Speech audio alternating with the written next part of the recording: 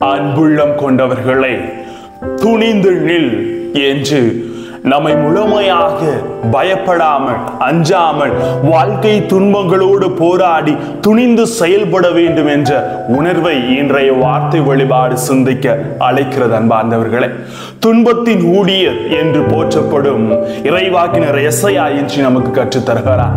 நற்செய்தியிலும் நாம் ஆழமாக துன்பத்தை கண்டு அஞ்சாமல் ஒவ்வொரு நாளும் அதை சந்திக்க துணிந்து போராட வேண்டும் என்ற உணர்வை ஆண்டவரை உணர்த்துகிறார். வாங்க வார்த்தையோடு ஒரு பயணம் செய்து அறிந்து கொள்ளவோம். இயேசுவுக்கே புகழ், இயேசுவுக்கே நன்றி.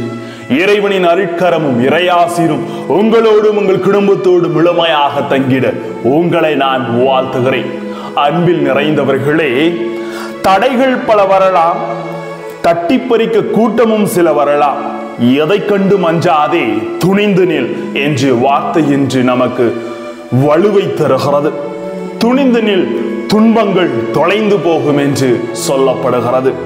இன்றைய கிறிஸ்துவ வாழ்வில் இறையாட்சி பணி அவ்வளவு எளிதல்ல. 6லும் சாவு 100லும் சாவு என்று துணிந்து ஏற்க வேண்டிய பணி என்பதை இன்றைய முதல் வாசகத்திலே எசையா இறைவாக்கினர் வழியாக ஆண்டவர் நமக்கு உணர்த்துகிறார். இன்றைய நற்செய்தியிலே சீடர் குருவை போல் ஆகட்டும் என்ற உணர்வு சொல்லப்படுகிறது. அவரது பணியாளர்களாக நாம் முழுமையாக போராட வேண்டும், துணிந்து நிற்க வேண்டும் என்று உணர்த்தப்படுகிறோம். பல்வேறு துன்பங்களுக்கு நடுவிலும் அஞ்சாமல் பணி செய்தவர் நம் ஆண்டவர் இயேசு. தன்னுடைய சீடர்கள் தன்னை போல் ஆகட்டும் என்ற உணர்வை இன்று அவர் தருகிறார்.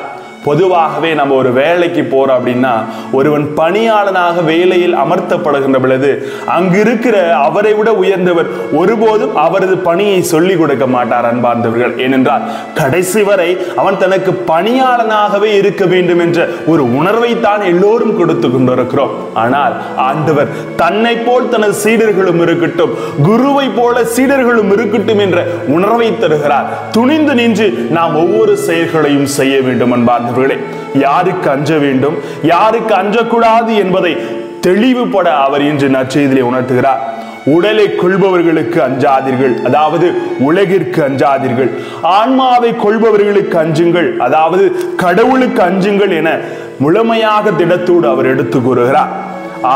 ஆண்டவரிடம் அச்சம் கொள்ளுதலே ஞானத்தின் தொடக்கம் என்ற இறைவார்த்தை சொல்லுவது போல, அச்சம் என்ற உணர்வு கடவுளின் உடனிருப்பை முழுமையாக அவரோடு காத்திருக்க நமக்கு உறுதுணையாக இருக்கிறது. அன்பார்ந்தவர்களே, இந்த உலகம் பல விமர்சனங்கள் காயங்கள் வழியாக நம்மை காயப்படுத்தலாம், விமர்சனங்கள் வழியாக நம்மை காயப்படுத்தலாம். ஆனால் துணிந்து இருக்க வேண்டும். அதை எப்படி சொல்றாருன்னு பாத்தீங்கன்னா, இந்த உலகம் பல விமர்சனங்களால் காயப்படுத்தும், பயப்பட வேண்டாம், துணிந்து நில் என்று உணர்த்துகிறார். பல காயங்களும் பல விமர்சனங்களும் ஆண்டவர் இயேசு கிறிஸ்துவின் வாழ்வின் துன்பங்களாக வந்தது. ஆனால் அவர் துணிந்து நின்று போராடி வெற்றி கண்டது போல எசாயா 43:5 சொல்லுகிறார், அஞ்சாதே, ஏனெனில் நான் உன்னோடு இருக்கிறேன் என்று சொல்லுகிறார். எதற்கும் பயப்படாதீங்க, துணிந்து ஒவ்வொரு செயலும் உங்கள் வாழ்க்கையிலே கடந்து போங்க. அங்க கடவுளின் ஆசீர்வாதம் உங்களுக்கு முன்பாக இருந்து உங்களை வழிநடத்தும். அன்பார்ந்தவர்களே, எதை குறித்தும் கலங்க வேண்டாம், எதை குறித்தும் பயம் வேண்டாம். முழுமையான உணர்வோடு அச்சப்படாமல் திடத்தோடு துணிந்து போராடுவோம். வாழ்க்கையின் ரகசியத்தை இறைவன் ஒவ்வொரு நாளும் சொல்லிக் கொடுக்கிறார். ஜெபிப்போமா.